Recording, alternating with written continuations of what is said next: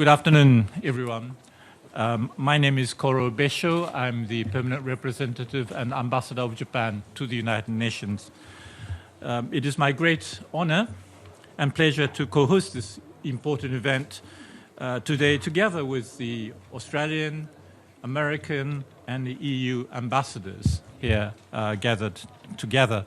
And on behalf of my co-hosts, I would like to welcome you all, the participants for this event, but especially His Excellency Mr. Yoshihide Suga, Chief Cabinet Secretary and Minister in charge of the abduction issue. The issue of abductions by the DPRK is a crucial and highly pressing issue. Today, we will listen to the voices of the families of abductees and affected families from Japan, the United States, and Thailand, who have endured years of suffering. This will be followed by discussions with experts. I particularly welcome from the United States Mr. Warmbier, Mr. Fred Warmbier, father of the late Otto Warmbier, Mr. Snedden, brother of Mr. David Snedden, and from Thailand, Mr. Panchoy, nephew of Ms. Anocha Panchoy, among us today, together with the families of the Japanese abductees. Today's symposium starts with a keynote speech by Minister Suga, who leads the government of Japan on this issue under Prime Minister Abe. After his remarks, Mr. Scalato will moderate the symposium. I sincerely hope that the meeting today will contribute to the further strengthening of the international cooperation towards the resolution of the abductions issue. Thank you very much, and I hand over to Mr. Scalato. Thank you very much, Mr. Ambassador. And now I have the extraordinary honor of introducing our keynote speaker today, Mr. Yoshihide Suga, who is Chief Cabinet Secretary and Minister in charge of the abduction issue. Sir, it's an honor.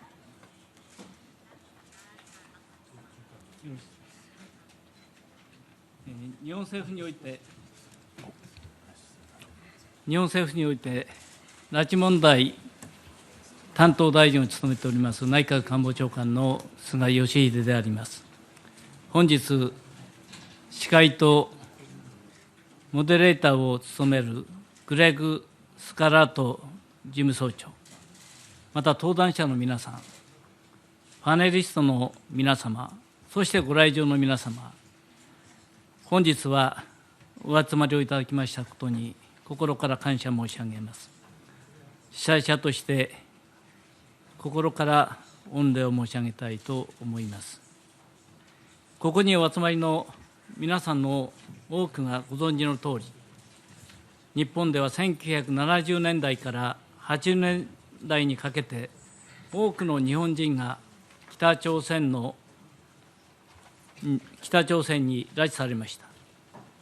こうした拉致の被害規模は、政府が公式に認定しているだけでも17名、さらに北朝鮮による拉致の可能性が排除されない方が800名以上おられます。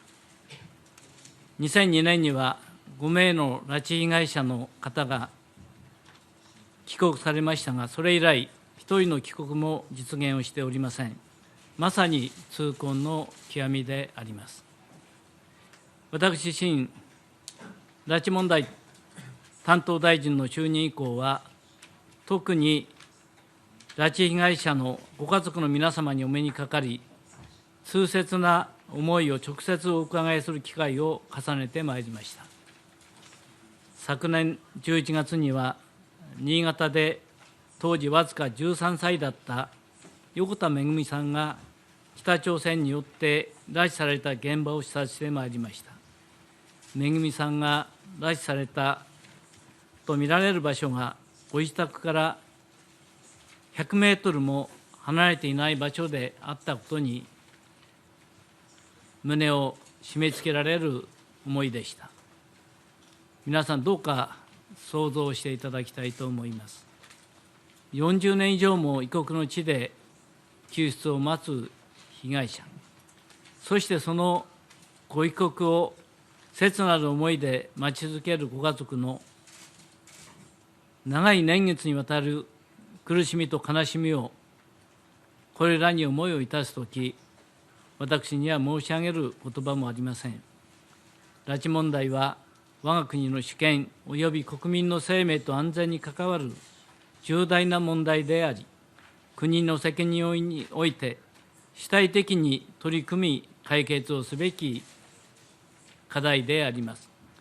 日本政府はすべての拉致被害者の一日も早い帰国を実現すべく、政府の総力を挙げて最大限の努力を続けております。同時に、これまでの日本政府は、多国間の枠組みや二国間の協議を含むあらゆる外交上の機会を捉えて、拉致問題を取り上げてきており、米国をはじめとする各国から我が国の立場への理解と支持が表明をされております。先般、第2回米朝首脳会談が行われ、トランプ大統領からキム・ジョンウン委員長に対して、改めて拉致問題が提起されました。また先月、安倍総理が訪米した際にも、両首脳は引き続き拉致問題の早期解決に向けて、緊密に連携していくことを確認をし、トランプ大統領からは、今後も全面的に協力するという力強い言葉がありました。トランプ大統領が拉致問題を大変重視していただいていることを非常に心強く思っております。また私自身も、昨日から本日午前にかけて、ワシントン DC において、ペンス副大統領、ポンペオ国務長官、シャナハン国防長官代行とそれぞれ会談してまいりました。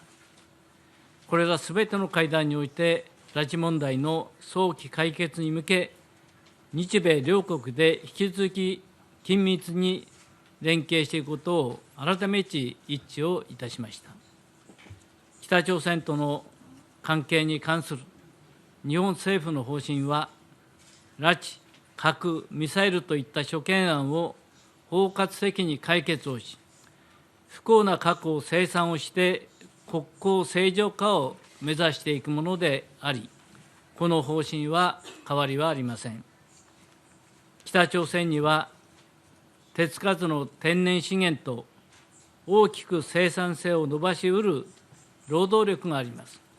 北朝鮮が正しい道を歩むのであれば、明るい未来を描くことができます。日本は北朝鮮が有する潜在性を解き放つため、助力を惜しみません。我が国としては、北朝鮮との相互不信の殻を破り、新たなスタートを切る考えです。安倍総理も条件をつけずに、キム・ジョンウン委員長と直接向き合う決意であると類似の機会に述べております。まさに正念場を迎えております。ご家族もご高齢となる中、一日も早い解決に向けて、あらゆるチャンスを逃すことなく、果敢に行動をしてまいります。本日はご参加の皆様に、拉致問題の実態とご家族の苦悩について知っていただきたく、日本のみならず、米国、タイの関係者の方々の生の声に触れる機会を設けさせていただきました。また日本、米国、韓国の北朝鮮問題に関する専門家もお招きをし、グローバルな課題としての拉致問題の解決に向けた国際連携について議論していただきます。今回のシンポジウムを機に、グローバルな課題としての拉致問題の解決に向けた国際連携が深まることを強く期待しております。本日はどうぞよろしくお願いを申し上げます。Thank you, sir. Distinguished ladies and gentlemen, Your Excellencies, I will be taking over as your moderator from this point on. One extraordinarily important point that both Cabinet Secretary Suga and His Excellency Ambassador Besho have made is that the abduction issue is an international issue. We all remember that tens of thousands of South Koreans were taken in 1950. We all remember that since the armistice, South Korean nationals have continued to be taken. We remember that, according to the Japanese government, 17 persons are listed as missing, and their disappearances are believed to be attributable to North Korean abductions. Actually, Japanese groups that investigate this issue of abductions believe that as many as 100 citizens of Japan may have been taken. News reports estimate that 200 Chinese, most of ethnic Korean background, were taken to North Korea. We also know that at least 25 other foreign citizens have been taken, and we're talking about citizens of China, mostly of Korean descent, France, Guinea, Italy, Jordan, Lebanon, Macau, Netherlands, Romania, Malaysia, Singapore, Thailand, and the United States. The second point that I would like to make is that the reason why we are gathered here today, the reason why we are featuring these most distinguished speakers, is that our ultimate goal is to get the abductees back as soon as possible. We all remember that in 2006, the mother of Yokota Megumi, a Japanese girl abducted at age 13 in 1977, testified before the U.S. House of Representatives, before the Foreign Relations Committee, and Mrs. Yokota back then said that we should not rest until every citizen in North Korea whose rights have been violated is free, and every foreign abductee has been rescued and permitted to live his or her life in peace. It is no coincidence that on our panel of distinguished witnesses, the first speaker is none other than Mr. Takuya Yokota, who is the brother of Mrs. Megumi Yokota. He's also joined by Mr. Koichiro Izuka, the son of Ms. Yaeko Taguchi, who was abducted in 1978. We are also joined by Ms. Miho Yoshimi, the sister of Mio Akita, who disappeared, was abducted in 1985, and Ambassador Besho has already introduced our distinguished American panelists, Mr. Warmbier, James Sneddon, brother of David, and our distinguished panelist from Thailand, Mr. Banjong Panchoi. Mr. Yokota, without further ado, I would like to ask you to take the floor. We will give each of our witnesses up to 7 minutes. Please proceed, sir. 皆様こんにちは。私は北朝鮮によって拉致された横田めぐみの弟の横田拓也と申します。本日はモデレーターのグレッグ・スカラト北朝鮮人権委員会事務総長のお力添えに対し、まず最初にお礼申し上げます。ありがとうございます。私の姉の横田めぐみは1977年11月に新潟市にある中学校からの下校途中に北朝鮮の工作員たちによって日本の地から強制的かつ暴力的に拉致されました。私の姉は当時わずか13歳という若さです。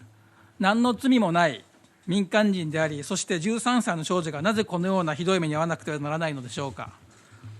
脱北した北朝鮮の元工作員の話によれば、当時姉は北朝鮮の工作船の船底に押し込められ、鍵のかかった部屋の中から必死にお母さん助けてと泣き叫んでいたといいます。指先は血に染まりドアを立て続けていたといいます。拉致をされてから41年が経とうとしています。北朝鮮はどこまで拉致被害者とその家族を苦しめれば気が済むのでしょうか。こんなひどい話が許されてよいわけがありません。北朝鮮が拉致したのは日本人だけではありません。韓国においては朝鮮戦争時の拉致被害者は10万人以上に上るとされ、それ以降の平時における拉致被害者も3800人を超え、そのうちの500人以上が拿捕された捕らえられたままです。タイ、レバノン、ルーマニア等の広範囲な国にまたがる深刻な問題なのです。人権問題の観点から言えば、2500万人の北朝鮮国民も自国内で事実上拘束され、自由社会から拉致された被害者であることを忘れてはなりません。想像を超えた過酷な毎日、食料と呼べるようなものもほぼ手にすることができず、家族同士でも密告を強いられ、移動の自由や発言の自由も一切与えられていない毎日です。冬になれば暖を取ることもできない苦しい日々、私たちが毎日普通に生活している視点からは、この自国絵図の水準を想像することは難しいのかもしれません。しかしながら、これは現在進行形の北朝鮮当局によって意図的に形成された人権侵害の実情なのです。拉致された各国の拉致被害者たちも厳重な管理下の下で全ての自由を奪われた極めて貧しい生活を強いられています。彼らを救い出す必要があります。遠い知らない世界で起きている事件でもなければ、遠い過去に起きた悲惨な歴史を振り返っているわけでもありません。現在進行形の看過できない問題なのです。私たち一人一人が何をしなければならないかを真剣に考え、それぞれの所属する国の政府に強く働きかける責任があります。人類として後世の若者たちに無責任な大人たちと言われることがないように勇気ある行動に出る必要があります。本日、ワンブヤ家、スネドン家、パンチョイ家の皆様が勇気を持って集まってくださっています。それぞれが自分たちの家族がひどい目に遭い、苦しい中にあります。私もその一員であり、その皆様の心の内を察するとともに、彼らの勇気ある行動に敬意を表します。私たちの心は固い絆と友情で結びついています。そして自分たちの家族をひどい目に遭わせた北朝鮮当局を絶対に許すことはないという気持ちでつながっています。先週、ワシントン DC でハドソン研究所 HRNK 日本政府共催のセミナーが開催され、その席で私はこう言いました。私はワンブヤ家からオットーと刻まれたバッジをいただきました。私は今、そのバッジを手に握りしめ、必死に訴えています。私の声であり、横田めぐみの声であり、オットー君の声なき声である。どうかご出席の皆様、私の声に耳を傾けてください。心で受け止めてください。米朝首脳会談が2回開催されましたが、北朝鮮には非核化の意思が全くないことを世界は目撃しました。事実だけから言えば、北朝鮮は米国を騙そうとしたのです。北朝鮮は核開発をはじめとする軍事費に膨大な資金を投じ、北朝鮮国民の生活を踏みにじり、拉致被害者たちを苦しめています。つまり、拉致事件をはじめとする人権侵害問題と核問題は、表裏一体の関係にあるということです。北朝鮮当局が考え方を改め、豊かな国民生活を追求し、世界から受け入れられる行いを約束すれば明るい未来を描けるのです。3回目の米朝首脳会談が開催されるかは全く不透明ですが、前回までのような米国を欺くようなやり方は二度と通用しません。万が一、米国の求める完全かつ不可逆的な非核化を受け入れたとしても、米国は北朝鮮への経済支援は負担しません。その多くを日本が負担する構図になっています。しかしながら、日本政府及び私たち拉致被害者家族の一枚岩の方針は、全拉致被害者の即時一括帰国なくして北朝鮮への経済支援はしないというものです。つまり、日朝間の拉致問題解決せずして、米朝間の非核化交渉は前進できないのです。私たち拉致被害者家族が求めているのは一つ、全拉致被害者の即時一括帰国です。段階的解決や部分的解決は受け入れられません。これ以上、北朝鮮による時間稼ぎと人質外交を容認することはできません。北朝鮮は双方の国に連絡事務所を設置しよう、調査委員会を設置しては調べてはどうかというような聞こえの良い提案を画策しているといいます。北朝鮮当局は拉致被害者たちを24時間厳重な管理下で監視しています。どこで誰が何をしているかは常に把握しているのです。調査など必要ないのです。調査すれば何か分かるかもしれないという聞こえの良い提案は死亡を前提とした北朝鮮の時間稼ぎの常套文句に過ぎません。このようなレトリックに騙されてはなりません。私たちは過去から、そしてこれからも同じことを言い続けます。そして求め続けます。拉致した全拉致被害者を即時一括帰国させよ。恐怖と暴力での統治ではなく、北朝鮮国民から真の意味で尊敬されるリーダーになり、明るい未来を描いてほしいと。私の姉の横田めぐみはとても明るく楽しい性格で、会話と笑顔の絶えない太陽やひまわりのような存在でした。勉強熱心でさまざまなことに興味と関心を持ち、きっと明るい自己実現の夢を持っていたと思います。いつか誰かが助けてくれる、日本に帰りたい、お父さんお母さん弟たちに会いたいと待っているはずです。この場にいる私たちの意志と勇気さえあれば、その彼女の思いを叶えることができます。姉の帰りを待つ両親は2人とも80歳を超えています。父は昨年4月に体調を崩し、今も入院したままです。北朝鮮の人質外交により、両親と姉が再会できないということが絶対にあってはなりません。北朝鮮のこれまでの行いを見る限り、そして米朝首脳会談の結果を見ても分かるとおり、こちらが善意の解釈で臨んでも、そして対話に偏重した交渉形式では彼らは正直な回答をすることはなく、また誠意ある正しい結論を出すことはありません。対話と交渉は重要でありますが、その対話と交渉に意味を持たせるための後ろ盾、つまり北朝鮮への強力な経済制裁を科し、全拉致被害者の即時一括帰国が果たされるまでそれを緩めないことが重要です。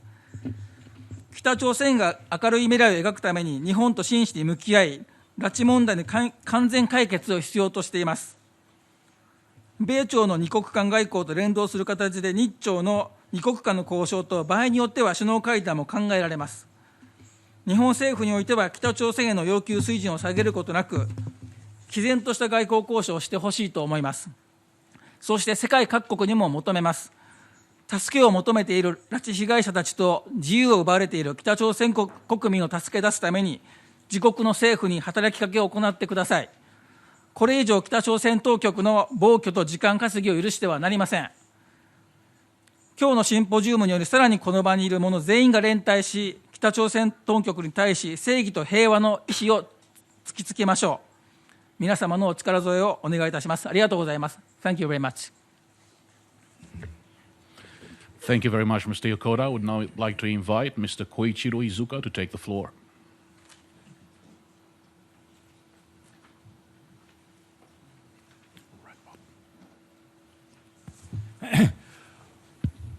本日はこのシンポジウムにお集まりいただき誠にありがとうございます。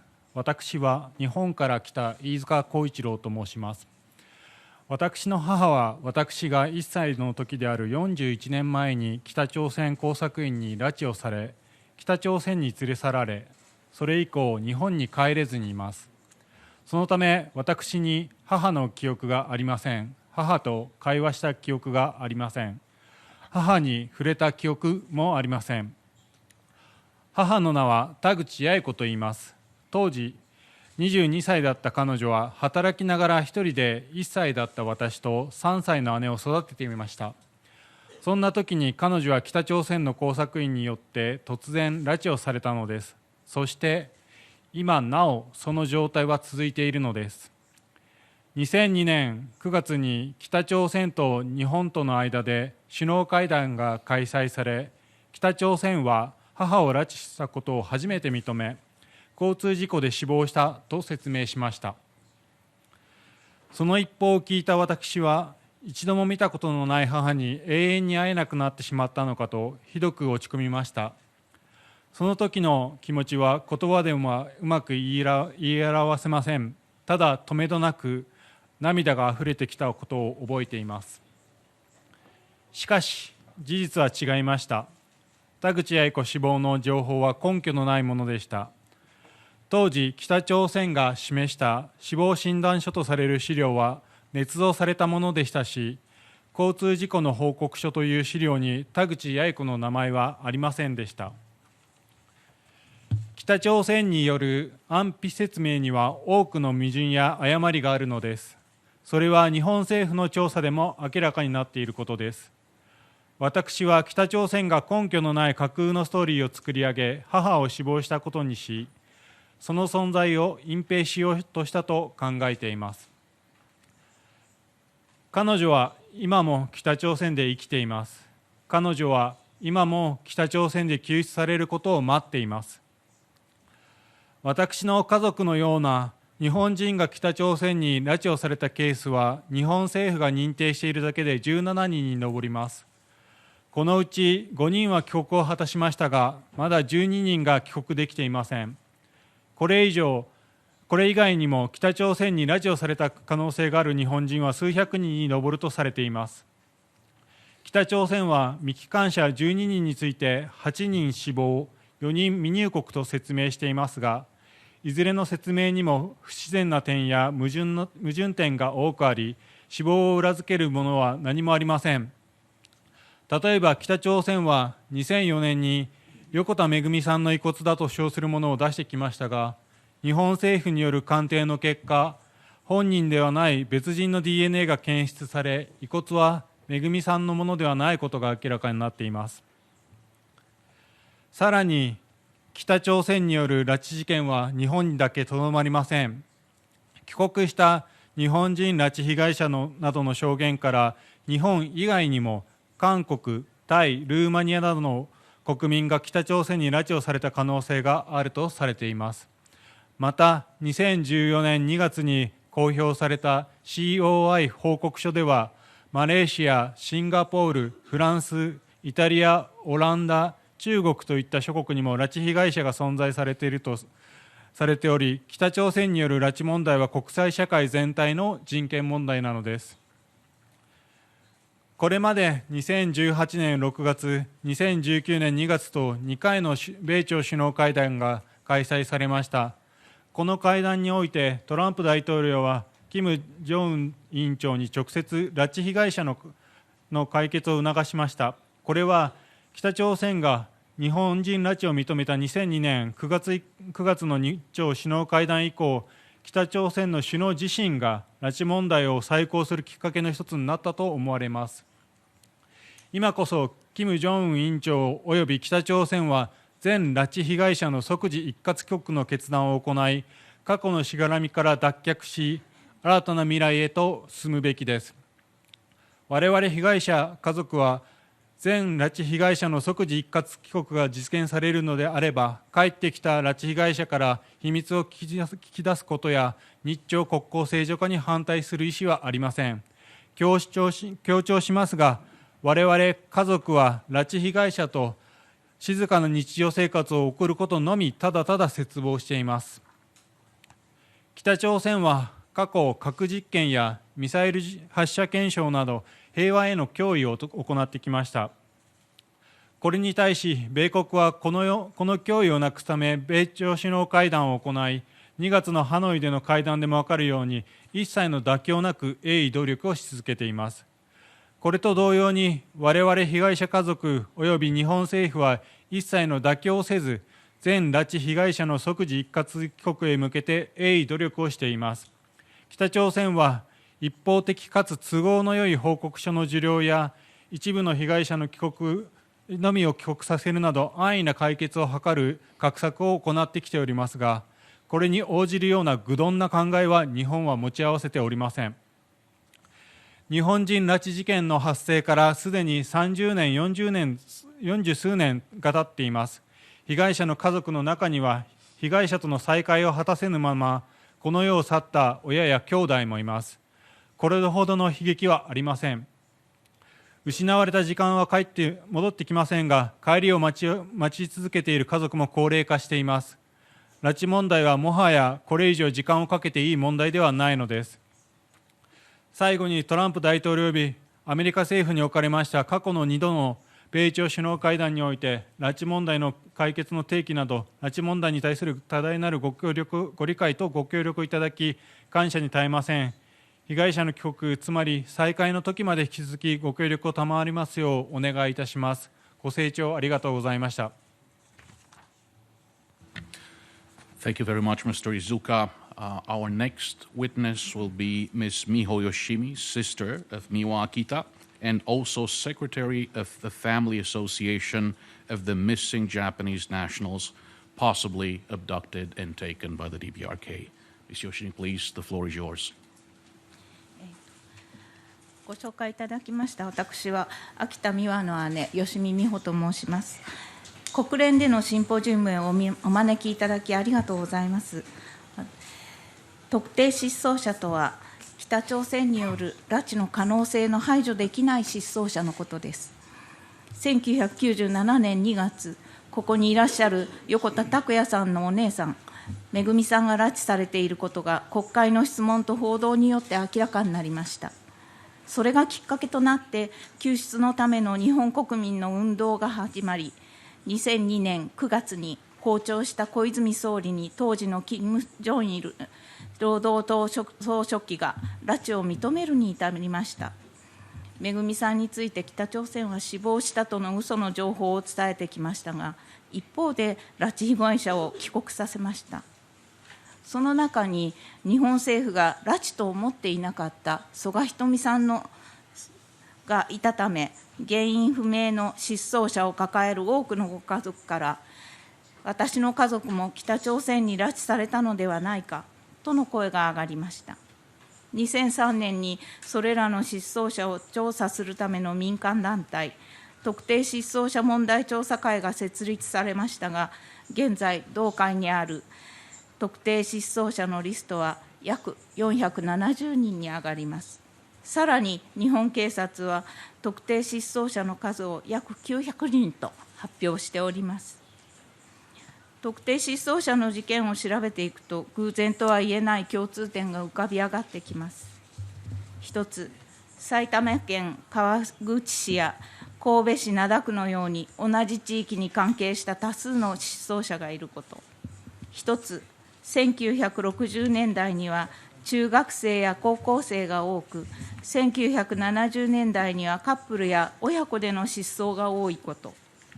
一つ、1980年代中頃と1990年代初めには全国で不審な若い女性の失踪が集中すること。一つ、女性の職業的には看護師や衣服関係、電話に関わる仕事をしていた人の失踪が多いということです。これらは一部に過ぎません。場所も時間も異なる失踪者に不思議な共通点があるのです。そしてそれらの中には北朝鮮での目撃情報や写真が出てきた人も少なくありません。私たち特定失踪者の家族の願いは、北朝鮮にいる家族を取り戻したい、それだけです。そのためにニューヨークまで参りました。北朝鮮に今も救いを求めて待っている拉致被害者の一つの例として、私の妹の話を聞いてください。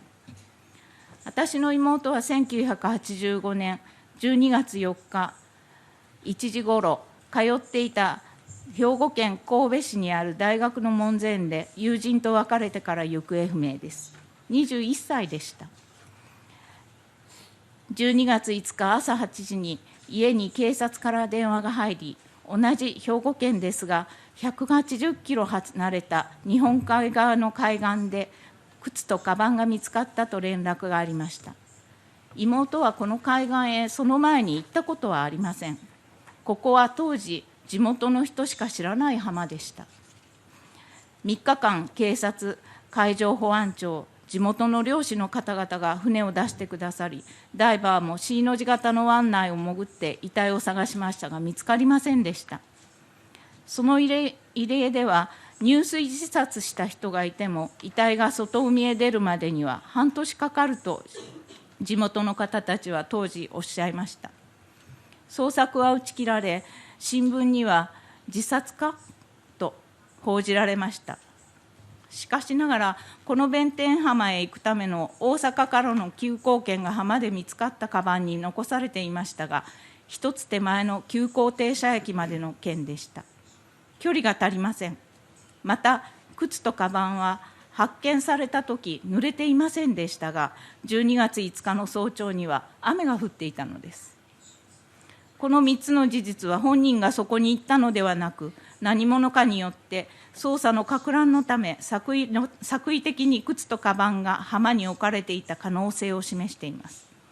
同様の捜査の攪乱と思われる事件は特定失踪者で多数起きています。特定失踪者問題調査会では美和を拉致の可能性の高い失踪者としており、私たち家族はきっと北朝鮮で生きていると信じています。妹は読書と料理の好きな女の子でした。机の周りにはアンデルセン大賞を取った児童文学や日本の古典が置かれ、母の持っていた料理本の目的の料理のレシピが載っているページを覚えているぐらい料理も好きでした。北朝鮮には何の関係もなく興味を持っていたわけでもありません。自ら望んで北朝鮮へ行くとも思いません。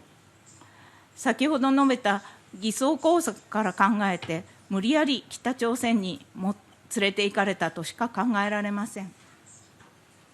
もうすでに13年前になりますけれども、父は北朝鮮へ向けた短波放送潮風の最初の録音で以下のように訴えています。美和ちゃん、あなたはどこにいるの？私はお父さんだよ。秋田翔一郎だよ。急にいなくなってびっくりしています。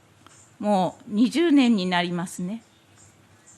お母さんも初めは何があったのかと放心状態でしたが、今はなんとか元気で、私と一緒にあなたといつ会えるかと首を長くして待っています。早くあなたのコーヒーを飲みたい。1985年12月4日の夜、川西の家でお母さんがあなたからの電話で、今晩 K さんのところで泊まるとの声を聞いています。そして翌12月5日、あなたの靴とバッグが竹野町の弁天浜海岸で発見され、バッグの中から大阪駅発行の150キロまでの急行券とあなたの学生証などが発見されています。お友達の K さんは12月4日昼1時ごろ、学校の校門付近で美和さんと別れてから一度も会っていませんと言っております。私たち両親には何が何だかわからないのです。もし返事をもらえるなら、居場所だけでも、また元気かどうかも教えてください。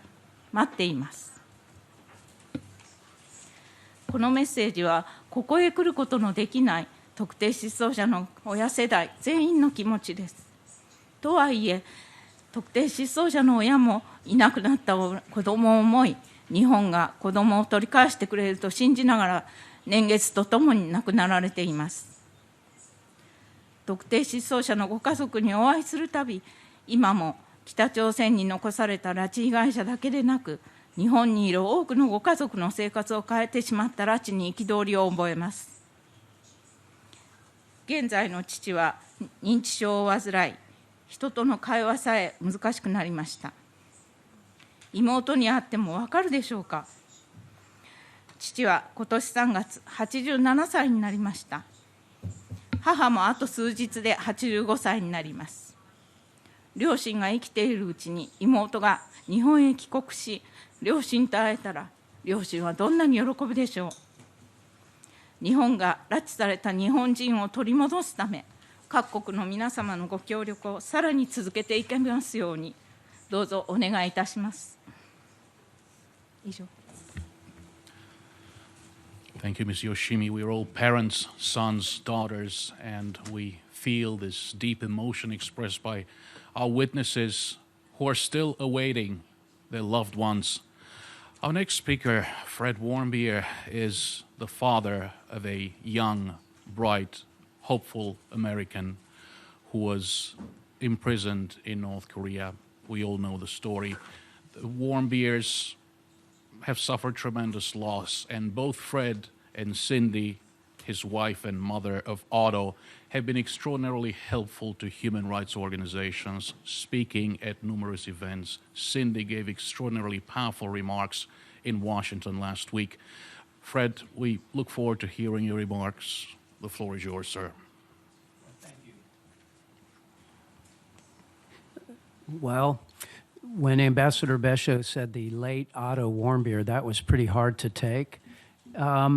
So I think it's important to define North Korea. We at our hearing where we sued North Korea for wrongful death, which was a very good experience. My daughter got on the stand, and she said, "We're not going to be defined by North Korea. That is the worst, the last country you would want to define you. We're a happy, positive family, and we intend to stay that way. And if anything, we're going to define them." So I think when we have these meetings, the first thing we need to do is we need to define North Korea, the reality, the truth in North Korea. So first of all, let's go back 6 months and just look at their actions in the last 6 months. In November of last year, Mr. Joe and his wife went missing from the Italian embassy, the North Korean Italian embassy. They left their special needs daughter in her school, and assuming that she would be safe. The North Korean government kidnapped her and took her to North Korea and is holding her hostage now. Think about that. It's the same thing. It's exactly what everybody on this panel is feeling. Mr. Joe and his wife are in hiding now. And it's likely we will not hear from them. Think about it. They took their daughter, and she is now in hiding. This is within 6 months. Their behavior doesn't change. And so then if we look recently, and we use this term Chairman Kim, and I swear it makes me sick.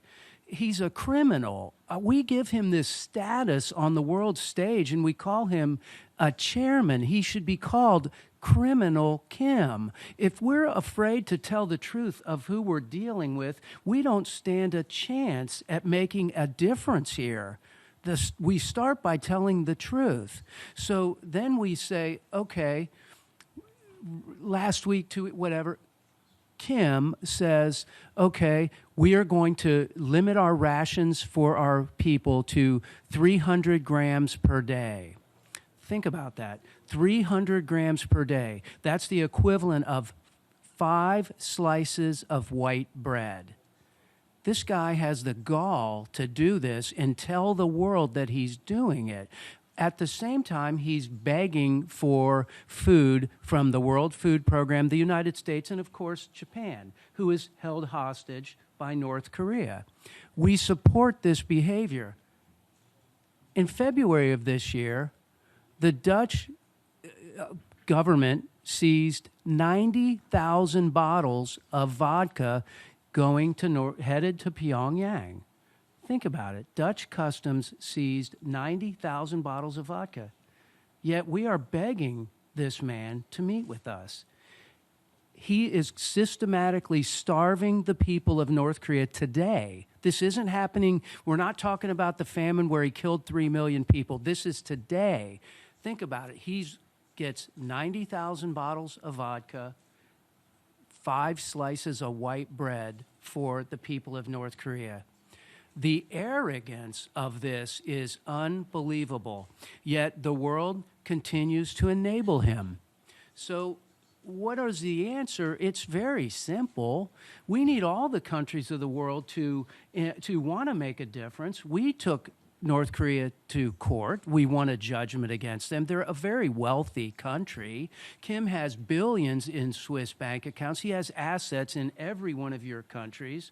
Work with our family. Japan needs to develop a pathway so that its citizens who have been horribly abused by this tyrant have a pathway to seek justice for the treatment. And if we aren't willing to stand up to North Korea, if we're going to coddle this guy and enable him, we're going to have these same conversations 5 and 10 years from now.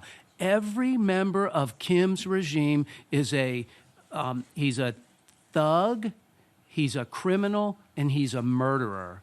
It's that simple. And unless when we sit across from these people, we are able to label them correctly, we are not that. None of us in this room are. And it doesn't mean we can't engage them. It doesn't mean there can't be dialogue. But when we treat them as who they really are, then we'll be able to make a difference here. But until we do that, this is going to be a continued repeat. And it's tragic because the people that are up here, they have loved ones that are being held hostage. The government of Japan is being held hostage. Where do they shoot most of their missiles? Think about that. And there's loved ones there. But let's call it what it is. It's a criminal organization. They're thugs and murderers. Let's start there. Thank you. Thank you, Mr. Warmbier. In the summer of 2004, a multilingual, bright, young American student from Brigham Young University was traveling in China. David Sneddon. He disappeared.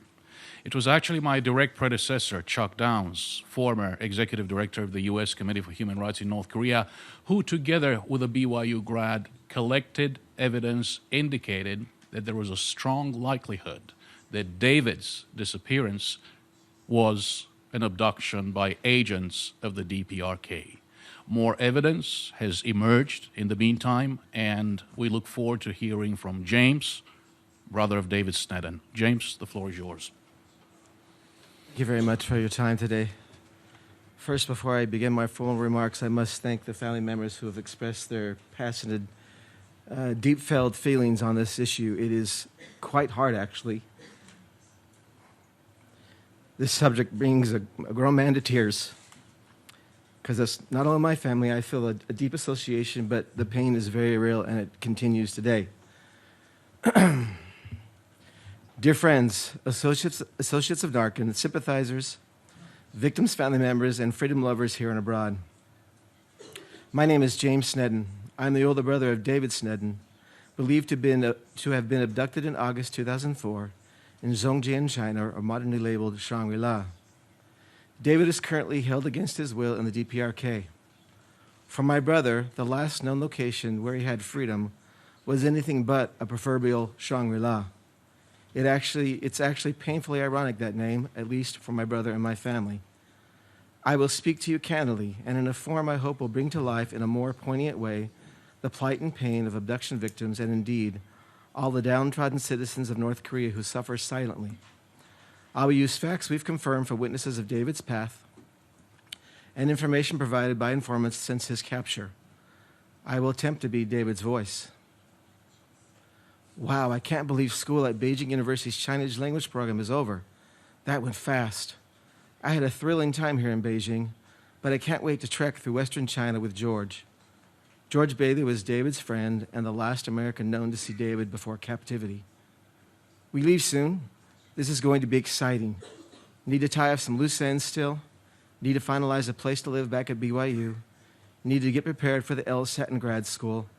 Have only about a year left. Need to prepare for my work in Seoul with Mike's company, but this will be a fun few weeks. The past several days have been incredible. George and I had so much fun trekking around Sichuan province, but he needed to head off, and I'm on my own. Need to email Mom so she doesn't worry. Running low on funds, but should be able to make it through. I plan to hike Tiger Leaping Gorge next and travel to a city called Shangri-La, where I should be able to see lots of Tibetans and other tribal people.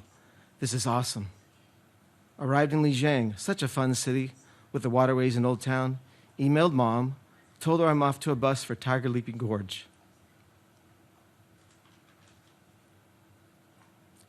Here's the last email written from David. I'm in Lijiang, Western Yunnan Province.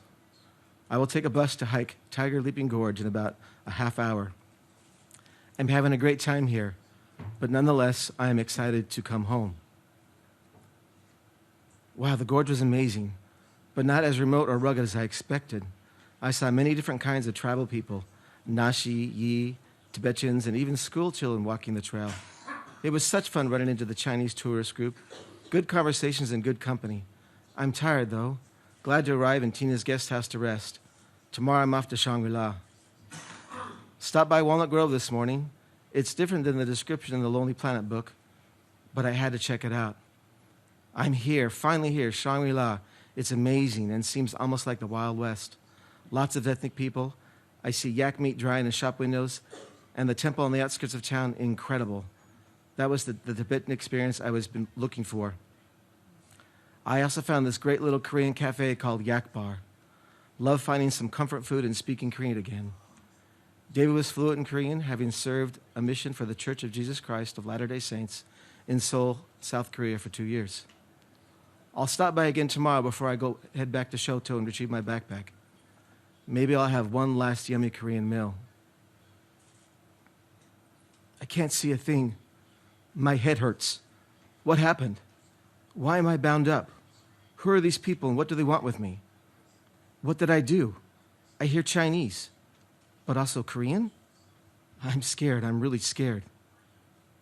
I'm hungry. I've soiled myself and I'm sore. I hear Korean still, but there are other languages around me I don't understand. Where are they taking me?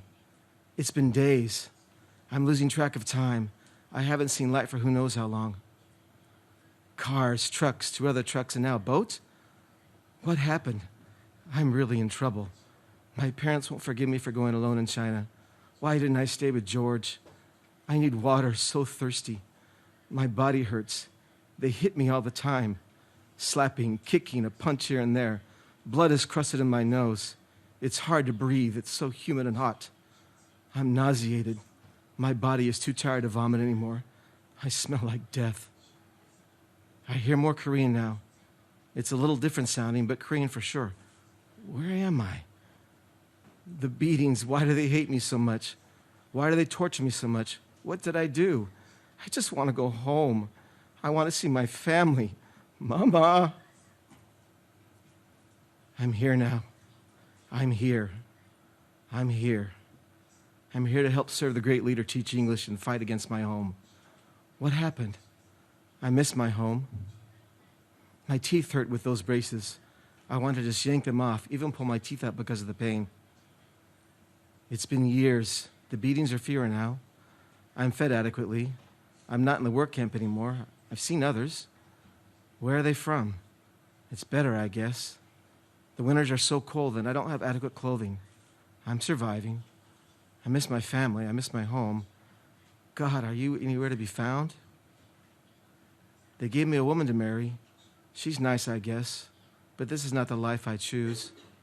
This is not the hopes of our dreams. This is not me. I don't know who I am anymore, really. I'm here to serve the great leader. I love my kids. I wish they could meet their cousins.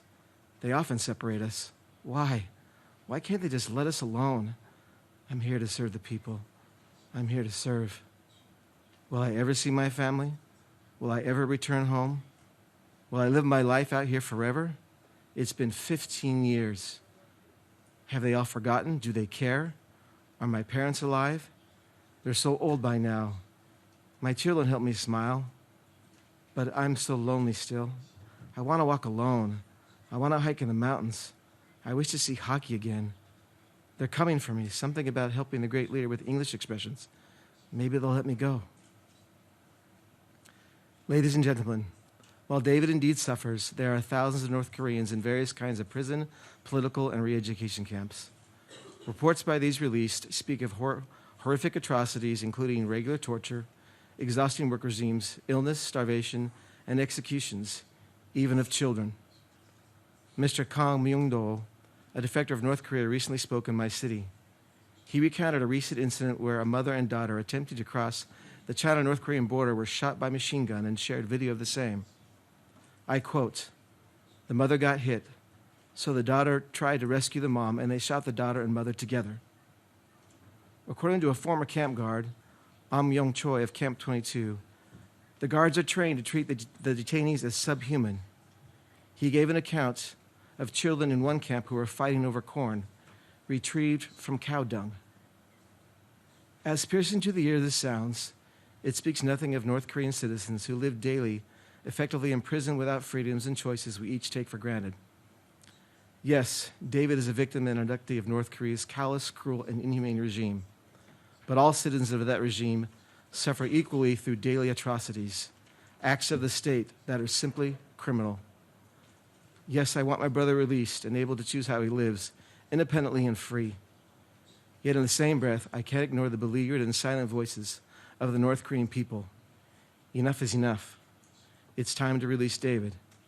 It's time to release and free the noble people of North Korea. It's time. It's past time. Thank you. James, thank you to you and all the other family members who are here with us today. This has been an overwhelming outpouring of emotion. We're now ready to listen to our final witness, Mr. Banjong Panchoy, who is the nephew of Anocha Panchoy, a Thai national who is believed to have been abducted by DPRK agents while in Macau in 1978. Mr. Panchoy, the floor is yours. สวัสดีครับผมบรรจงปันจ้อยซึ่งเป็นหลานชายของอโนชาปันจ้อยผู้ถูกลักพาตัวโดยเกาหลีเหนือที่หายไปประมาณ40กว่าปีจนถึงวันนี้ยังไม่ทราบเลยว่าอโนชาเป็นตายร้ายดียังไงผมทำการติดตามหาอโนชามาตั้งแต่ ปี 2548 ตอนนั้นอนุชาเป็นข่าวอยู่ที่เป็นข่าวบอกว่าอยู่ที่เกาหลีเหนือได้รับข่าวจากสำนักข่าวที่ประเทศไทยว่าอนุชาถูกลักพาตัวโดยเกาหลีเหนือตอนนั้นได้สร้างความสะเทือนใจกับครอบครัวเป็นอย่างมากเพราะว่าณตอนนั้นน่ะครอบครัวรอคอยการกลับมาของอนุชาเป็นเวลา27 ปีถึงตอนนั้นก็พอจะมีกำลังใจอยู่บ้างที่ทราบข่าวว่าอนุชายังมีชีวิตอยู่แต่ก็ไม่รู้ว่าจะมีชีวิตจริงหรือไม่ทางครอบครัวก็มีความหวังว่าที่ผมมาวันนี้ก็มีความหวังว่าอนุชาคงจะได้กลับมาสักวันหนึ่งโดยไม่รู้สาเหตุว่าเหตุใดถึงเกาหลีเหนือถึงได้ลักพาตัวอนุชาไป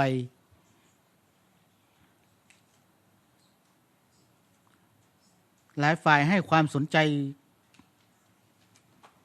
กับการหายไปของอนุชาตอนนั้นมีทั้งรัฐบาลญี่ปุ่นสังคมไทยรัฐบาลไทยแล้วก็ผู้สื่อข่าวจากทั่วโลกไปทำข่าวกับอนุชาที่บ้านอนุชาหายจากมาเก๊าเมื่อปี 2521 เป็นเวลา27 ปีณตอนนั้นทางครอบครัวก็รอการกลับมาของอนุชาคุณพ่อของอนุชาเสียชีวิตไปก่อนที่อนุชาจะทราบข่าวว่าอนุชาหายตัวถูกลักพาตัวอยู่ที่เกาหลีเหนือเป็นเวลา27 ปีตอนนั้นคุณพ่อของอนุชาเสียชีวิตก่อนที่จะทราบข่าวของอนุชาตอนนั้นคุณพ่อเสียชีวิตไปประมาณ3 เดือนของการจากไปของพ่อของอนุชาแต่เป็น3 เดือนที่มีความเศร้าในกับครอบครัว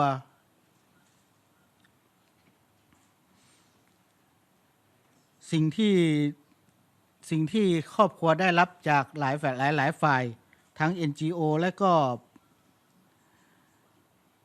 กลุ่มช่วยเหลือผู้ถูกลักพาตัวโดยเกาหลีเหนือจากญี่ปุ่นผมก็ได้ไปขึ้นเวทีพูด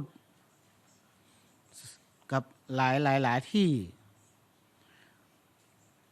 ทางครอบครัวมีความรู้สึกว่าไปแต่ละครั้งหวังว่าอนุชาจะได้กลับมาบ้านจะได้กลับมาหาครอบครัวที่อบอุ่นแต่ณถึงตอนนี้ยังไม่มีความหวังเลยยิ่งสังคมไทยตอนนี้ก็ไม่ให้ความสนใจกับครอบครัวเป็นเท่าไหร่เพราะว่าสังคมไทยคงจะเห็นว่าครอบครัวของอนุชานี่เป็นครอบครัวคนบ้านนอกครอบครัวเล็กๆที่อยู่ที่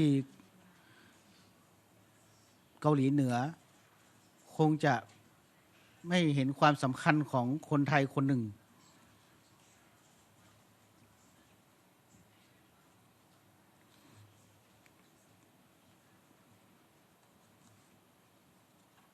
การหายไปของอนุชาเป็นเวลา40 กว่าปี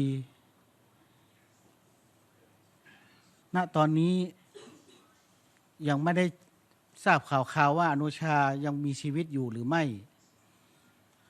ทางครอบครัวก็หวังเป็นอย่างยิ่งว่าผมมาครั้งนี้คงจะได้รับข่าวดีจากหลายฝ่ายผมขอกราบขอบพระคุณกับทางรัฐบาลญี่ปุ่นที่ดำเนินการช่วยเหลือให้ผมได้กลับมาในวันนี้ได้กลับมาขึ้นเวทีในวันนี้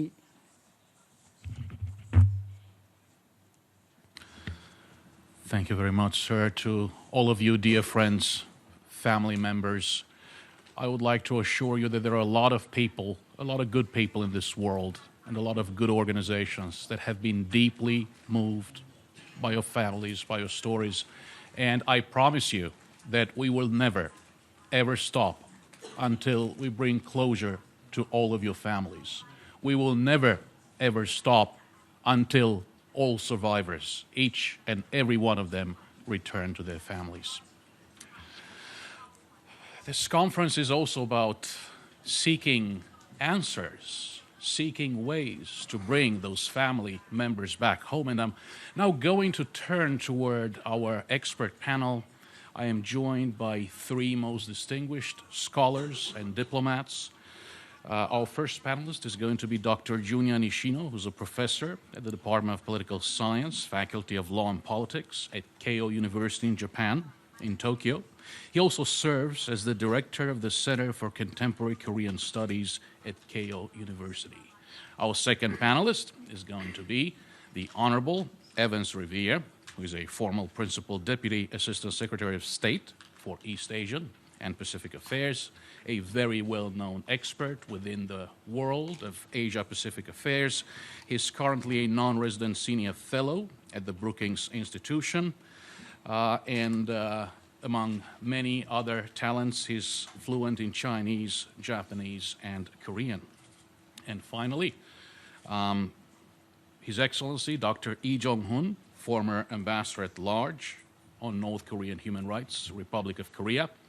Ambassador Lee is a professor at Yonsei University, where he founded the Center for Human Liberty, and he also established the SAGES group on North Korean human rights. He has continued to advise numerous government and non-governmental bodies on a variety of issues, but first and foremost, the issue of North Korean human rights. I'm going to ask our distinguished panelists to keep their remarks to up to 5 minutes, and I am going to begin by giving the floor to Professor Nishino. Thank you, moderator. I want to extend my thanks to the organizers of this event for inviting me to the symposium on the very important topic, the abductions issues by North Korea. So we've seen very dramatic process between the United States and North Korea and South Korea on the Korean Peninsula since the beginning of last year.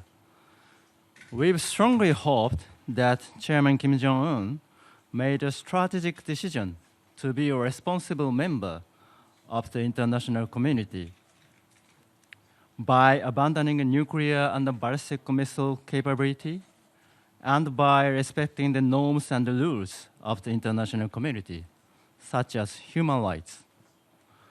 But very regrettably, Kim Jong-un has yet to take any concrete action for denuclearization of North Korea, and yet to show any sincere attitude of respect for human rights.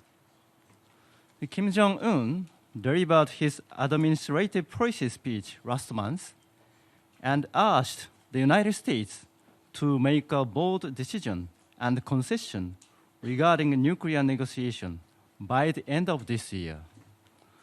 But it is Kim Jong-un who should and must make a bold decision immediately if he really wants his nation to be a prosperous one, as he has repeatedly mentioned in his speech.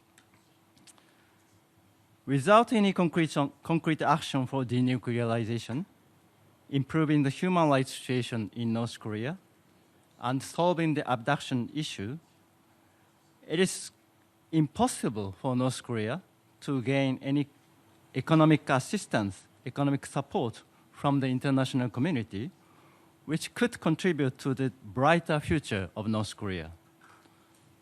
So we tend to focus on nuclear issue in the current negotiation process with North Korea, but we should pay more attention to the total whole picture of North Korean problem, including the abduction issues and human rights situation in North Korea. So this is why President Trump and President Moon Jae-in of South Korea raised the abduction issue when they held a summit meeting with Kim Jong-un last year and this year. So we should warn again all concerned parties involved in the negotiation process with North Korea that avoiding the topic of human rights in North Korea could jeopardize sustainable agreement in the future. It is imperative that human rights are not sidelined in any future talks with North Korea, as the human rights situation in North Korea should be improved immediately, and the issue of the Japanese abductee must be solved in the very short term. The voices of families of the Japanese abductees and the victims of human rights abuses by North Korean regime remind us that we must not shy away from raising the human rights issues in the negotiation with North Korea.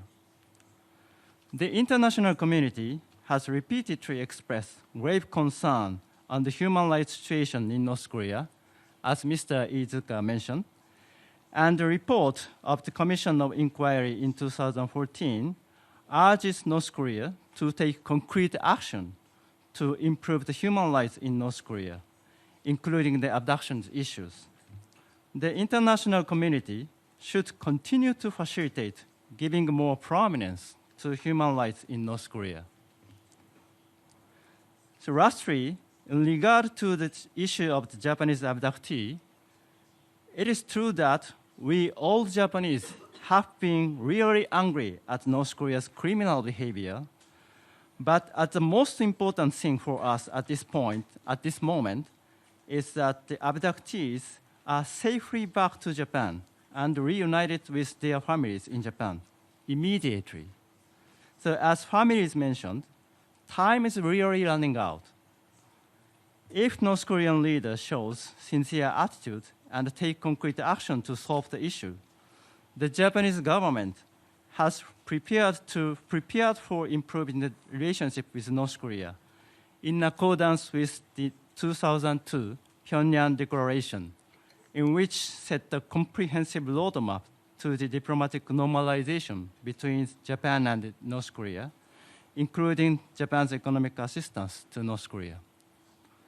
Finally, the international community should continuously urge Kim Jong-un to choose right way, right path, not only for all of the abductees, but also for the people in North Korea. Thank you for listening. Thank you very much, Professor Nishino. Next, we will give the floor to the Honorable Evans Revere. Thank you, Mr. Chairman.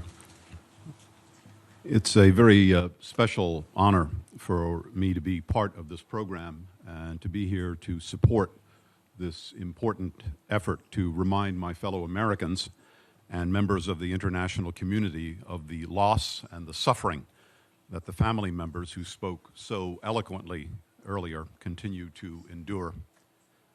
My compliments to the government of Japan, to Chief Cabinet Secretary Suga, to Ambassador Besho, and to the sponsoring governments who have made this event possible today, and a special thanks for allowing me to be a part of it.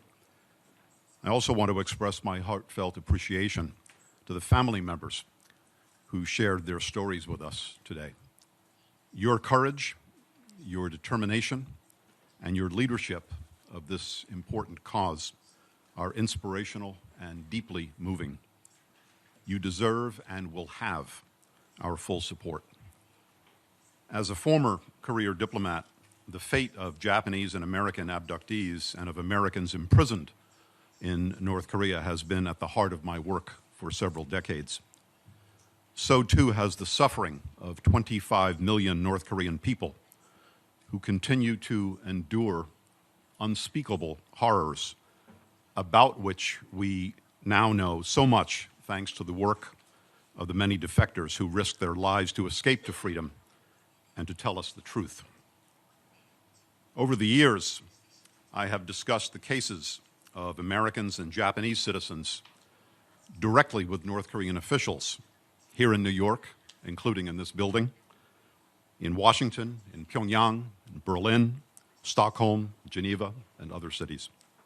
In those meetings, I told the North Koreans that the DPRK would never be a normal country, nor would it be accepted into the international community unless it wiped away the stain on its reputation caused by its abduction and kidnapping of foreigners, its arrest and imprisonment of visitors, and its terrible treatment of its own citizens. These arguments over the years usually fell on deaf ears. But there were instances in which the DPRK leadership realized the need to do the right thing, and they did release several Americans. And there were also interesting cases in which my DPRK counterparts actually agreed quietly with my arguments. But for the families we heard from today, there has been no respite from suffering. And in the case of Otto Warmbier, we saw a horrific act of torture and abuse that reminded us of the nature of the regime that we deal with. For all the families, the suffering continues, and so does their search for the truth about their loved ones, as well as their struggle for justice and closure. All of this requires us to hold the North Korean regime accountable. We must continue to demand investigations into the whereabouts of those who disappeared, and we must demand that those who are still alive be returned to their families. The North Korean regime, which knows down to the last detail what happens on its soil, knows what happened to those abductees. It is time for Pyongyang to reveal the truth. In my experience, the best way to do this is to remind the Pyongyang regime that its future economic success, its access to normal trading relations and the international banking system, the removal of the sanctions, and the normalization of relations with Japan, the United States, and others, and the benefits that will flow from that, will require the DPRK to resolve all outstanding issues, including the profound human rights-related concerns we have heard about today. This is the price the regime will have to pay for acceptance as a normal country. When I traveled to Pyongyang with former Secretary of Defense William Perry in 1999, we told the North Korean leadership bluntly that the DPRK must choose one of two paths: cooperation and dialogue to secure a better future for the North Korean people, or confrontation and darkness. That is still the choice Pyongyang faces. But today, we have the means to make that choice even starker for North Korea. And we should do so instead of apologizing for or excusing the actions of a brutal regime. This is the time to ignore the former senior U.S. official who argued that we should pay the bill that the North Koreans sent us after they abused Otto Warmbier and sent him home to die. And let's try to put out of our minds that the U.S. president said that he didn't hold the North Korean leader responsible for Otto's death and that he believed Kim Jong-un's denials about Otto's fate. Our mission is straightforward going forward. This is the time to use the tools at our disposal to compel North Korea to make the right choice. Humanity demands that we do this, and history will remember whether we had the courage to do so. Thank you. Thank you, Mr. Revere. Our next speaker is His Excellency Ambassador Lee Jong-hun. I would also like to join the others in expressing my appreciations to the organizers and the co-sponsors, the missions of Australia, the United States, and the European Union. I'm particularly thankful to the principal organizer, the Japanese government, Minister Suga, Ambassador Besho, and all those who's been involved in not only raising this issue of abduction, but trying to find a solution to a problem that has lasted over 4 decades now. I think everyone here will join me in expressing how moved we were of the testimonials given by the family members of the victims. I would like to express my deep sympathy And I really sincerely hope that our small effort can eventually lead to a breakthrough in the impasse. But that will take a great deal of resolve, not only with the family members and the like-minded people, but certainly, I mean, we are here at this venue, the United Nations. We have many UN Security Council resolutions on North Korea, but they're all for WMDs, the nuclear tests. We don't have the Security Council resolution on North Korea and human rights. I think that's the kind of resolve by the international community, particularly the United Nations and the Security Council, that will eventually see to a happy ending to the kind of problem that we're faced with today. That said, I cannot personally hide my disappointment with the recent trend on the political developments over the North Korean human rights issues, including the abduction issue. The human rights issues has taken a backseat to a couple of major political developments. The first political development, of course, is the diplomatic summits. All of a sudden, in the past 2 years, Kim Jong-un, the leader of North Korea, is at the center stage of international news, meeting dignitaries, meeting President Trump, meeting President Moon Jae-in, meeting Xi Jinping, so on and so forth, all in the name of denuclearization. That hasn't helped the human rights cause. The second political development that has served as an obstacle to finding a resolution on the human rights issues is the initiative for some sort of a peaceful ending or peace initiatives, peace mood on the Korean Peninsula. And this has led to a situation where the human rights issues have really been de-emphasized. So the diplomatic summits in the name of denuclearization and the peace mood on the Korean Peninsula have unfortunately led to a situation where the human rights issues have been swept under the carpet, if you will. It's left the human rights component completely in a limbo. I would like to say, for the record, that probably with absolute certainty, without an improvement, a genuine improvement in human rights condition, there's never, ever going to be a real peace on the Korean Peninsula. In that light, I think how we approach and deal with North Korea is, in terms of its strategic approach, is grossly miscalculated. Instead of shunning human rights in the name of all these other political objectives, I think human rights is the issue that the international community should be really focusing on, including the abduction issue. Why? It's because if there is one thing that North Korea is extremely sensitive about, it is about the international community's image of its human rights condition. It's quite different from its WMDs. We see time and again North Korea, despite the international community's desire to denuclearize North Korea flaunts its nuclear capability.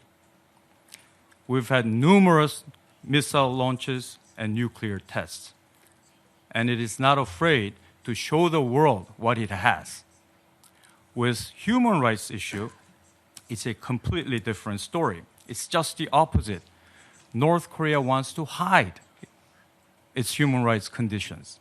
It doesn't want the world to know exactly what is happening in North Korea. Case in point, back in 2014, we've had the Commission of Inquiry report, and a lot of the aspects that was in the COI report was about to be reflected in the General Assembly resolution. And all of a sudden, North Korea comes forward to invite Marzuki Daruzman, who is, of course, at that time the special rapporteur for North Korean human rights. They never invited him before, but they were inviting him to Pyongyang in the hopes that perhaps some of the aspects of the COI might not be translated into a UN General Assembly resolution. All of a sudden, North Korea voluntarily releases Jeffrey Fowl, Matthew Todd Miller, and Kenneth Bae. That was a huge surprise. Why? Because the human rights issue is sort of like an Achilles gun of North Korea. Another case in point, right now in Geneva, of course, we have the UPR going on. To the charges of human rights violation, what is North Korea saying? North Korea officially is saying that there's no violations of human rights. They have freedom of speech, they have freedom of religion, freedom of information. There are no political prison camps. If anything, and this is from the North Korean ambassador to Geneva, he's saying that various sanctions on North Korea is actually hampering North Korea's efforts to protect and promote human rights, which is quite ridiculous. But I think, it just goes to show that North Korea is extremely sensitive about the international community watching over North Korea's human rights condition. And yet, we have been kind of shunning these issues in favor of a lot of other political aspects. And therefore, I think the real strategy in dealing with North Korea, particularly if we really wanted to genuinely resolve issues like abduction, is to really focus on human rights issues. North Korea wants to cover up human rights issues. This is precisely why we have to focus on these issues and educate North Korea that if you want better image, if you want the international community to have a better image of North Korea, that it has, word is cheap, that it has to do something, that it has to take some actions in the human rights front. And it has to start somewhere. And I think this is where the abduction issue can play a very big role, particularly the Japanese abduction issue. Because when it comes to the Japanese abduction issue, I think the hardest part has already been done, which is that in 2002, Kim Jong-il, Kim Jong-un's father, has already admitted to the abduction. Of course, the numbers are different. He had admitted to 13. So this is a follow-up to the admission that they have already done. So I think it falls on all of us to educate and press North Korea to follow up on this issue.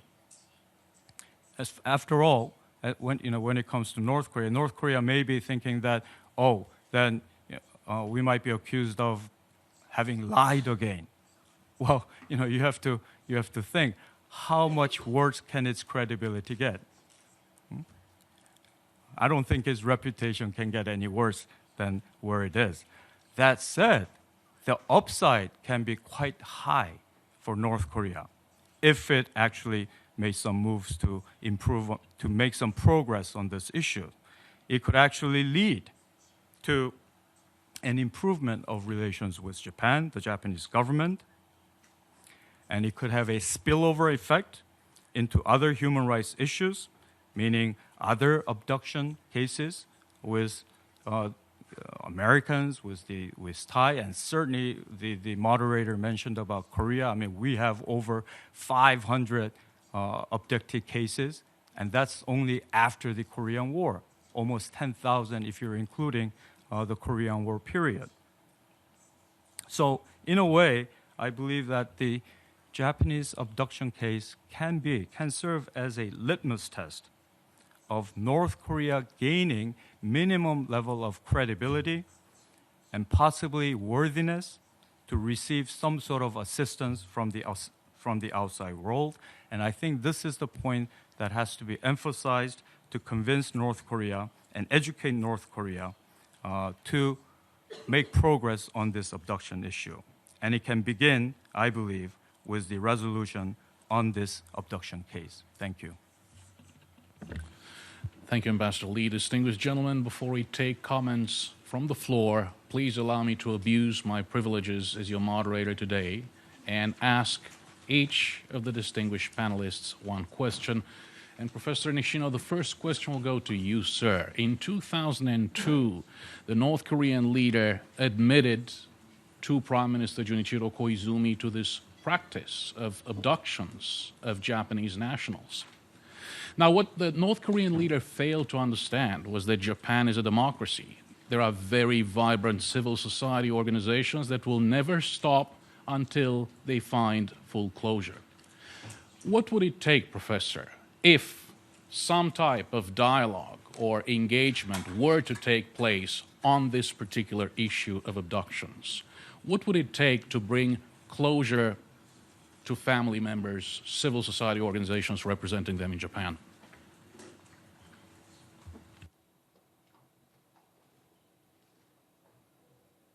Thank you for the question. Yes, first of all, I don't think that Kim Jong-il could understand the power of civil society because, as we well know, he's not the leader. He wasn't leader of democratic nation. But if the current leader, Kim Jong-un, really wants his nation to be prosperous, he needed to understand the importance of public opinion, listening voices from not only from the international community, but also from the people in North Korea. So we should urge Kim Jong-un. The important thing is that we should urge Kim Jong-un not to try deceive us again. And we should engage Kim Jong-un to respect the power of civil society. And as Ambassador Lee mentioned, fortunately for Kim Jong-un, his father, Kim Jong-il, already expressed apology for the abduction issues by North Korea. So now is the time, and now is the last opportunity, not only for Kim Jong-un, but also for North Korea, to envision comprehensive kind of roadmap, including abduction issues and nuclear and missile issue, to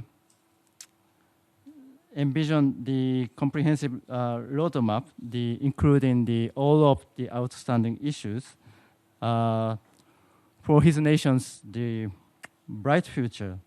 What he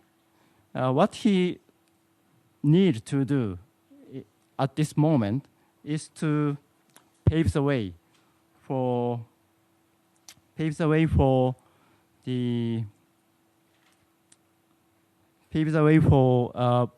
to be a prosperous North Korea, brighter future, realizing brighter futures of North Korea, and to be a responsible member of international community as a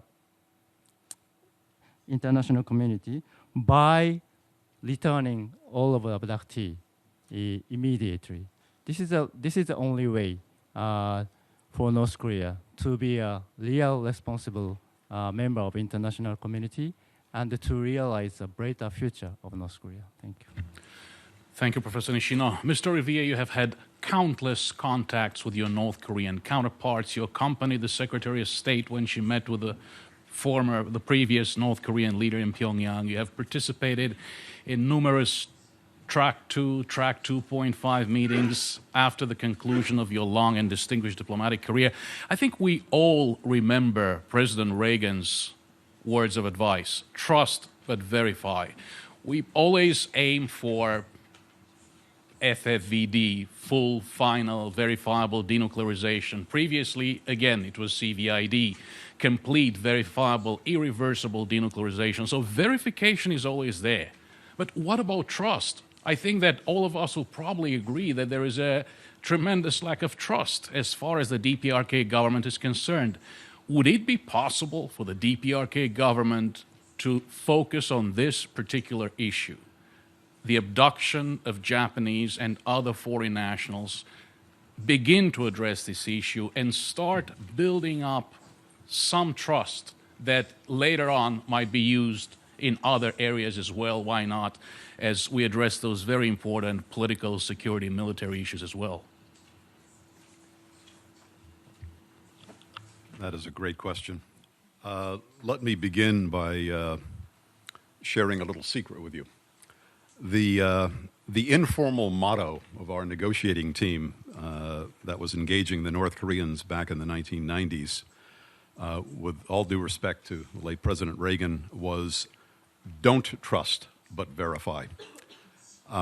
We learned fairly early on in the game that trust simply could not be the foundation of progress in a relationship with the North Koreans. I once, over several drinks with my North Korean counterpart, told him that.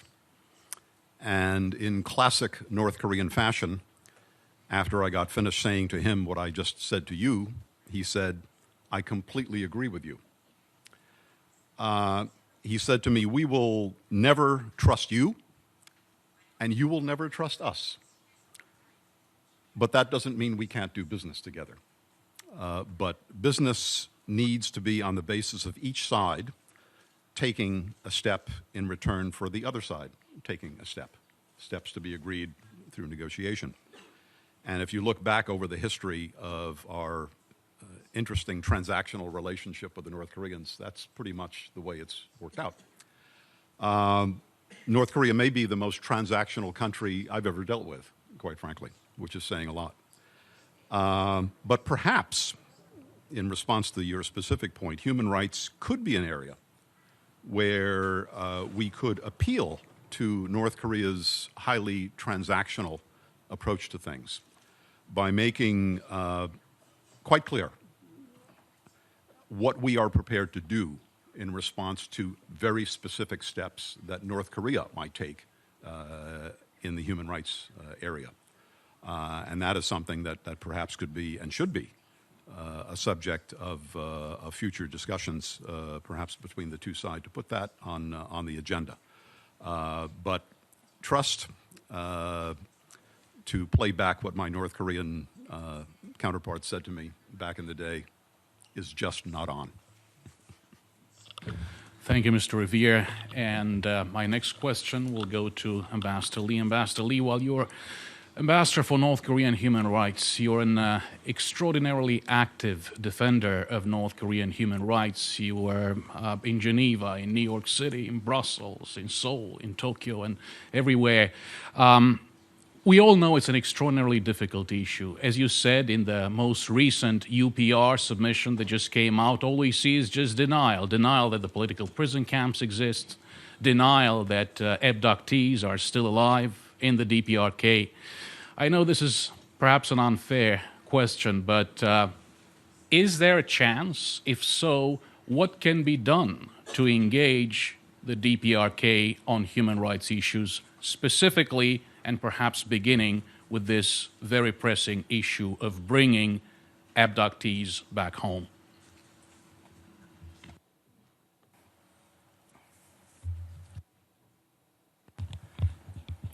Well, Greg, another very good but very difficult question. I'm not so sure if we have a right answer to that. But I think the traditional, when dealing with North Korea, the traditional carrot and stick method has to apply. I think whether it's the abduction issue or any other issue, there's really two ways to go about it.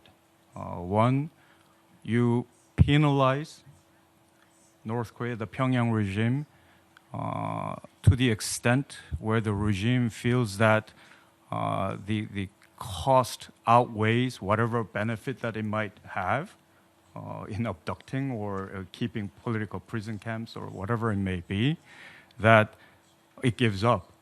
This is too much. It might lead to possibly even the instability of the regime. So I think sanctions are part of that sort of matrix of putting the pressure and penalizing North Korea. And I believe that sanctions do work. Maybe not 100%, but there's certainty that sanctions do work. But on the other hand, of course, there has to be some carrots as well. North Korea is a very corrupt society right now. It may be one of the most corrupt society in the world. You can buy everything. Even the defectors who come out of North Korea, it is basically a business transaction in a way. And therefore, I think a combination of this penalty and the Pyongyang regime sort of calculating what can it get for giving up, whatever it may be. If we are able to, combine those two in a right mix, I believe that it is possible. Nothing is impossible, but I think that there has to be a very, very significant and synergized coordination. I don't think we can have, one country going this way and then another country, especially within the United Nations, talking about completely different thing, because it gives loopholes, and that has been the case when dealing with North Korea, especially at the Security Council level. So if there's a unison in voice in dealing with North Korea, especially if China jumps on board, I think China does hold the key. I believe that we will see a light at the end of the tunnel. Thank you very much, Ambassador Lee. We now have about a couple of minutes to take comments from the floor, if any.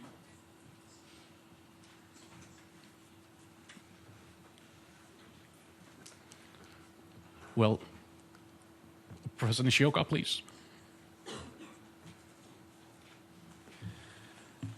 ありがとうございます。今日のお話を聞いててですね、北朝鮮というのは悪の存在だと、その悪の特徴が嘘をつくことだ。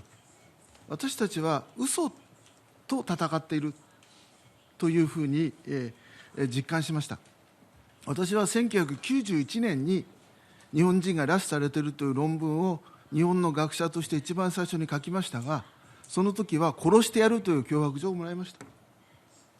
しかし10年経って金正日は拉致を認めました。ただし日本人だけです。まだここにいる他の国の拉致はまだ認めていません。その嘘と戦わなければならない。しかし私たちは2002年に新たな嘘をつかれました。これが日本政府が作ったパンフレットですが、北朝鮮は13人しか拉致してないと、5人返して8人は死んだ、だから解決した、拉致はないと言っていたのが今度は解決したという嘘をつきました。私たちはそれは絶対認められない。例えば死亡診断書を嘘を書く、偽の遺骨を出す、偽の交通事故の書類をでっち上げて人が死んだという、そんなことを認められません。ですからすべての拉致被害者、認定未認定にかかわらずすべての拉致被害者が帰ってくるまで日本政府、そして国際社会とともに痛みを与え続けなければならない。しかし彼らが取引に応じるならば、私たちは日本政府が国交正常化をすることを反対しないと言っています。李先生、李大使のお話、全く賛成であります。みんなで嘘と戦いましょう。ありがとうございました。Thank you, Professor Nishioka. Before I turn the floor over to the distinguished representatives of the European Union, Australia, and the United States of America, co-sponsors of this event, let me say that for us, and I know that there are other CSO representatives in the room, it has always been frustrating that human rights is outcompeted by very grave concerns, political, security, and military concerns. Japan has dealt with both sets of issues. North Korean missiles have violated Japanese airspace. Japanese citizens have been taken and are still being held in North Korea. What if this is the beginning? What if this is finally the opportunity to address the two sets of issues together? I would like to thank, first and foremost, Chief Cabinet Secretary Suga, the government of people of Japan, of the United States of America, of the European Union, and Australia for their support and for co-sponsoring this conference today. These particular governments have been behind efforts to address human rights at the UN for many years, and we do hope that these efforts will continue. We do hope that this coalition of like-minded liberal democracies and constitutional republics will continue to be as effective as it has been so far. That said, I would like to turn the floor over to Ambassador Silvio Gonzato, who is the Deputy Head of the European Union Delegation. Sir. Thank you, Greg. Suga, Ambassador Besho, I would like to thank you for giving me the opportunity to share some remarks at the end of this important event, which the European Union has gladly co-sponsored. Our discussion today has been a timely and sad reminder that the human rights situation in North Korea remains dire, despite the flurry of contacts and activities we have witnessed in the past months, particularly in relation to the nuclear issue. Against this background, the unresolved abduction cases remain one of the most striking and inhuman examples of human rights violations by North Korea. These cases affect not only the victims themselves, but also their entire families, as we have heard today through the compelling testimonies of the families present. I would like to thank the families for sharing their stories here with us today. It must be a very painful experience for you to talk about your family members and renew the memories of their disappearance. However, your testimonies help us maintain international attention and raise public awareness about a situation of serious concern which goes beyond these personal cases and reminds us of the many other serious human rights violations which range from severe restrictions on all forms of fundamental freedoms, including freedom of expression and freedom of movement, to access to information, access to basic services and goods, especially food, as Mr. Wombier was mentioning, to mention only a few. These violations are matched by a perverse penitentiary system which detains arbitrarily in inhuman conditions many political prisoners. Conscious of the tragic human dimension of this situation, the EU has consistently included references to the issue of abductions in the resolutions we table regularly at the Human Rights Council and in the General Assembly. We have also referred to them in the joint statement adopted at the 26th EU-Japan Summit that took place some weeks ago. The Universal Periodic Review, which took place only yesterday at the Human Rights Council in Geneva, where the North Korea underwent its third peer review, gave us another opportunity to address these serious human rights violations. And in addition, the EU, including through its member states' missions present in Pyongyang, has been raising these issues directly with the DPRK at working level in the framework of our critical engagement policy. Ladies and gentlemen and colleagues, we believe that human rights issues should be part and parcels of ongoing diplomatic efforts, in particular the inter-Korean talks. The cases of abductions and the plight of the families affected by it require urgent action because time is passing by and the victims and their relatives are growing older, as the witnesses reminded us today. As European Union, we are ready to support any effort of the international community to improve the situation on the ground. But at the same time, we intend to continue tabling resolution on the situation of human rights in the DPRK at the UN. We will also continue to support the mandate of the Special Rapporteur and stand by the work of the accountability structure of the Office of the High Commissioner on Human Rights in Seoul. Let me conclude with a big personal thank you to all present today, and in particular to the families, to the panelists for their interesting contributions, to the Japanese government for taking the initiative, and to the Minister in particular for honoring us with his presence, and of course to the other two co-sponsors for their support. Thank you. Thank you, Ambassador Gonzato. And now we're going to hear closing remarks from Her Excellency Tegan Brink, Australia's Deputy Permanent Representative. Thank you, Mr. Moderator. And can I say at the outset that Australia stands by Japan in its efforts to see the return of Japanese citizens abducted by North Korea. We understand and appreciate the significance of this issue to your country. This is fundamentally a human rights issue, which I think came out clearly in the really tragic testimony from the families of victims who have spoken today. And I think that victims telling their stories and fighting to continue to tell their stories is such an important part of the quest for truth and the quest for accountability. And I really commend you all for your bravery today and every day. More broadly, Australia shares the very deep concerns expressed just now by my European Union colleague about the broader human rights situation in North Korea.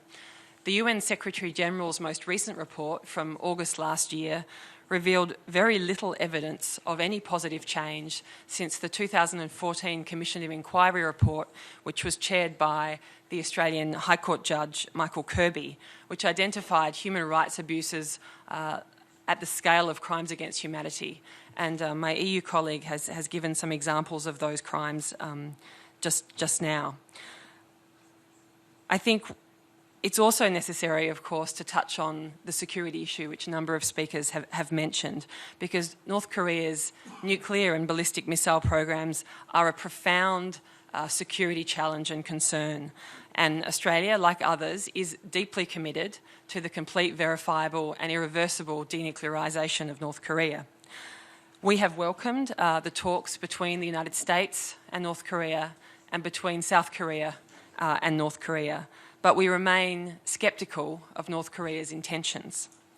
And that is why Australia, I think, working with our partners around the world and those present here today, is committed. We are committed to maintaining pressure on North Korea, on the security front and on the human rights front, because there can, I think, be no sustainable peace without respect for human rights. Thank you. Thank you, Ambassador Brink. And finally, we will hear closing remarks from the Honourable Jonathan R. Cohen. Ambassador Cohen is U.S. Acting Permanent Representative. Sir. Thank you, Greg, and thank you, Chief Cabinet Secretary Suga, for making this important event possible today and for your nation's continuing efforts to address this serious problem of abductions. Thanks also to Australia and the European Union for co-hosting this event. We also thank the experts who joined us today to share their insightful views and ideas about how the international community can better address these issues. And finally, and most of all, thank you to the family members who've shared their stories this evening. We're in awe of your strength and support your efforts to call for accountability and transparency regarding the whereabouts of your loved ones. North Korea remains one of the most repressive states in the world. Its human rights situation is deplorable. The North Korean government continues to commit arbitrary and unlawful killings, forced disappearances, torture, and other forms of abuse, including sexual violence. The regime interferes with nearly all aspects of its citizens' lives and benefits through the exploitation of its people by operating an economy based on a system of forced labor. Yesterday in Geneva, the United States delegation delivered our intervention at the DPRK's third Universal Periodic Review and again called for the dismantlement of North Korea's political prison camp system, which holds an estimated 100,000 individuals, including children and family members of the accused. We remain deeply concerned about the abductions issue and North Korea's egregious human rights record. We're committed to raising international awareness regarding Pyongyang's continuing abuses and violations, increasing access to independent information, and promoting respect for human rights in the DPRK, including by continuing to shine a light here at the UN on its violations and abuses. The United States stands with those whose loved ones were abducted. We'll never forget the suffering of the victims, nor the pain the families feel in their absence. Thank you for your attention, and thank you for being with us today. Thank you, Ambassador Cohen. And let me tell you that it has been an extraordinary privilege, a true honor to be your moderator today. We have gathered here today because we all have a fundamental respect for justice, for human rights. And as difficult as it might be, I believe that many of us continue to believe in diplomacy. Perhaps there are solutions down the road. Let me once again thank Chief Cabinet Secretary Suga, Ambassador Besho, the people and governments of Japan, the United States, the European Union, Australia. Your Excellencies, thank you so much for being with us today. It means a lot to the family members, to the victims, to all of us who have participated in this event today. And first and foremost, I would like to thank our distinguished family members, our dear friends. We know how difficult it is to relive those harrowing experiences every time you share them with the audience. And I promise you, we will never, ever stop. We will bring them home. Ladies and gentlemen, thank you very much. Have a good evening.